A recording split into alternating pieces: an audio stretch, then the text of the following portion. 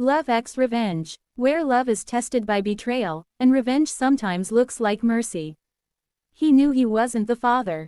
Daniel Crowe had signed the papers himself, his hand steady, his face unreadable, his heart already hardened by the truth he believed he'd uncovered. 5 years ago, when Elena walked out of his glass and steel penthouse with a single suitcase and eyes swollen from crying, he told himself it was necessary. That a billionaire could not afford doubt.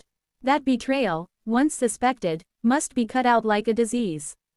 Elena had been pregnant then. Twins, the doctor said. Daniel remembered the way the word echoed in the room, how Elena's fingers trembled as she reached for his hand, and how he pulled away. "They're not mine," he said flatly, already convinced by forged emails, carefully planted photos, and a whisper campaign orchestrated by people who wanted his fortune divided differently. He never asked for a DNA test. Pride made the decision for him.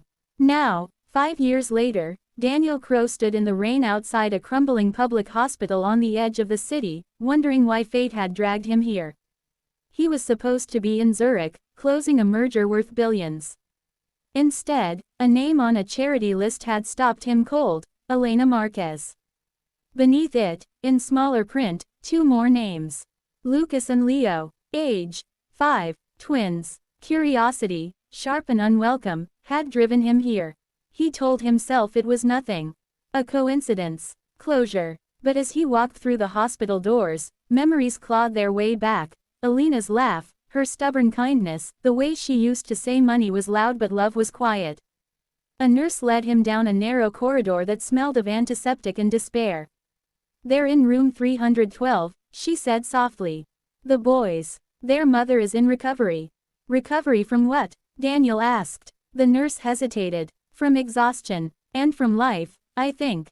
Daniel pushed the door open. The room was small. Too small for what waited inside. 2 little boys sat on the bed, legs dangling, sharing a single comic book. One had a faint scar above his eyebrow.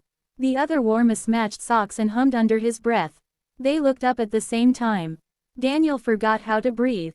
It wasn't logic that hit him first. It was instinct. The shape of their eyes. The set of their jaws when they frowned in concentration. The way one tilted his head, exactly how Daniel did when analyzing numbers. This was impossible, he told himself. He knew the truth. He had decided it years ago. Yet his knees weakened. "Are you lost, mister?" the boy with the scar asked. Daniel swallowed. "No, I'm visiting." The other boy smiled, wide and unguarded. "Mama says visitors bring good news." Before Daniel could respond, the door opened again. Elena stepped in, thinner than he remembered, her hair pulled back simply, dark circles under her eyes. When she saw him, the world seemed to freeze. For a moment, neither of them spoke. Then Elena straightened, instinctively moving closer to the boys. "What are you doing here, Daniel?" He had rehearsed a dozen lines. None survived her voice. "I saw your name on a list." Her eyes flicked to the twins, then back to him. "You shouldn't be here, are they?" He couldn't finish. She laughed softly, without humor. "Yours. No, you made that very clear, remember?" The boys looked between them, sensing tension.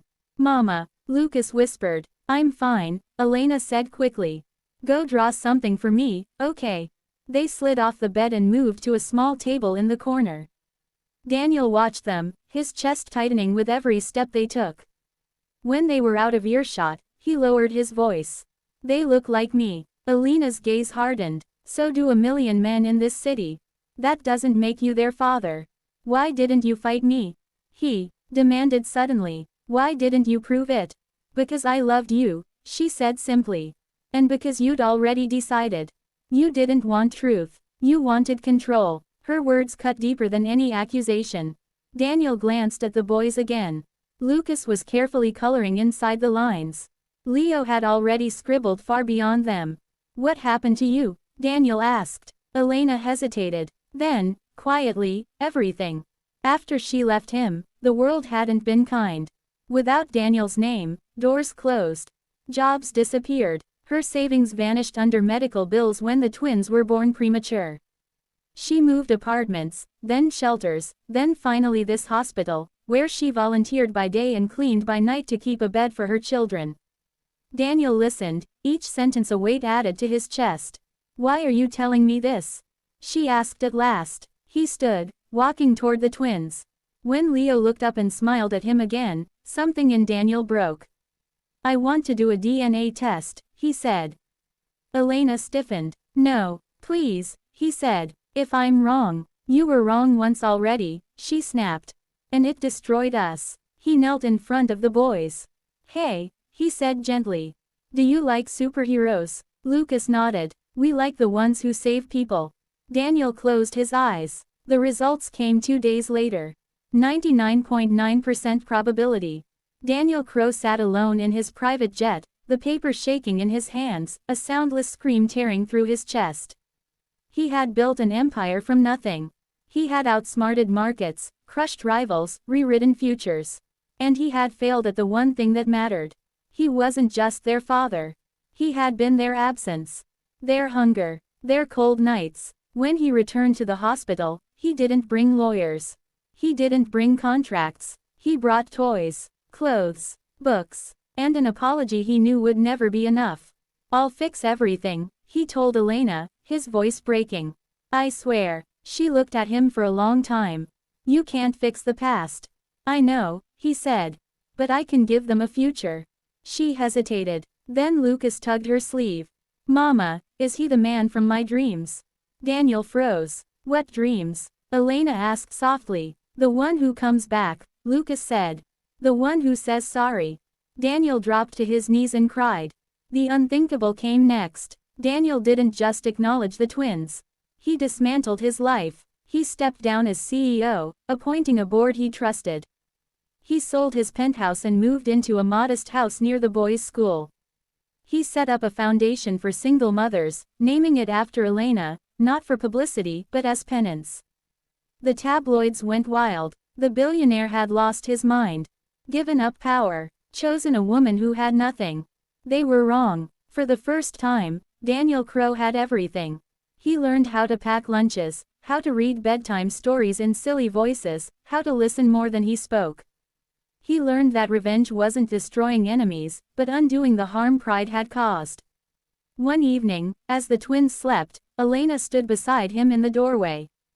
"They forgive you," she said.